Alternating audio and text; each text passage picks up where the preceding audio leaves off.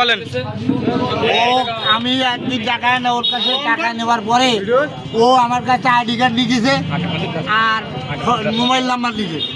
নেওয়ার পরে ও আমার কথা আগে শুনি আমার সাথে সাথে আমার কাছে দিলি আমার দেওয়ার পরে ও পুলিশ কি কালকে আগের দিন আমার সাথে দেখা এখন আমি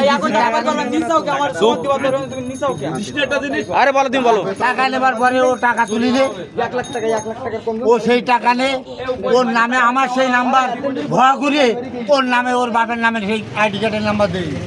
আমি আজকে টাকা আনতে গেছি অফিসার করতেছে তোমার টাকা তো এই নাম্বারে ঢুকিয়ে গেছে। টাকার নাম্বারে ঢুকিয়েছে ওই তোমাদের বাপের নাম্বার চৌকিদার বাবার নাম্বারে। আমি যাবার পরে ওর দুপুরবেলা অফিসার আমার আবার নাম্বার পরে আগে টাকা নেব পরে নগদটা তো আমার কোনো টাকা নেই টাকা নিছি আগে ভিডিও আমি অফিসার আমার পাঠাই দেওয়ার পরে ও ইউনিয়ন পয়সা তো ঢুকতে ধোয়াটা তুই কাজ করি নাই জানে না না আমার কাজ করে আবার আমি অফিসার আমার পাঠাই দিতে তোর পা দুটো ধরে তোর পা করেছে বলে না না আমি কাজ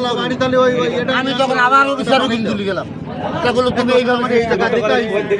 এই টাকা অফিসার তুমি পাঠাই আমি তোর করে নিয়ে টাকা ঢুকি তাই কি কিনবো দোকানে কি করছো তোমার কি আমি খালি করে শুনেছি যে খোলা না বন্ধ তোর খালি তোর পায়ে সেবল যাবো টিভি সার কিনতে যাবো কয় টাকা নেছে কয় টাকা নেছে ওর কাছ থেকে 13,500 13,500 গরিব রাখ এমনি মারি খালি হয় 13,500 কি করিস গরিব মায়ের টাকা দিলে কত না 13,500 আমি আগে আসছি